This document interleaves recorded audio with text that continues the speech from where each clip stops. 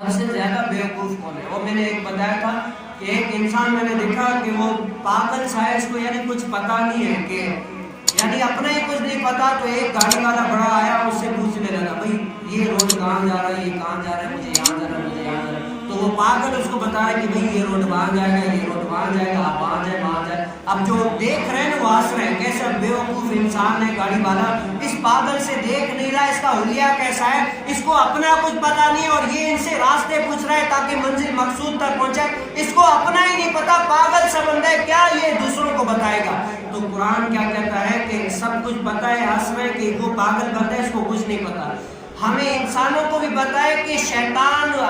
لعنتی انسان ہے، اللہ تعالیٰ کی بارگاہ سے لعنتی ہو کر نکل گیا، اللہ تعالیٰ نے اس کو دھتکار کے نکال دیا۔ شیطان دھوکے باز ہے، لیکن پھر بھی ہم شیطان کے ہاں میں ہاں ملائے ہوئے ہیں۔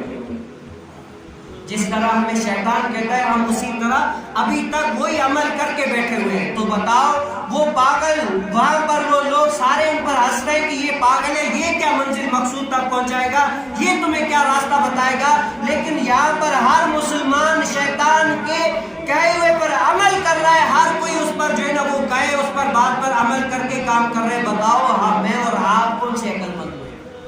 اگر وہ اس طرح بیوقوف ہے تو ہم کون سے عقل مند ہیں؟ ہم بھی تو بڑے بیوقوف ہیں نا، کہ ہمیں پتا بھی ہے کہ شیطان ہمارا کھلا دشمن ہے، شیطان ہمارا کھلا دشمن ہے، شیطان ہمیں کبھی بھی سیدھی راہ نہیں دکھا سکتا، لیکن پھر بھی ہم ان کے سمجھو کندھے سے کندھا ملا کر ان کی کہی ہوئی بات پر عمل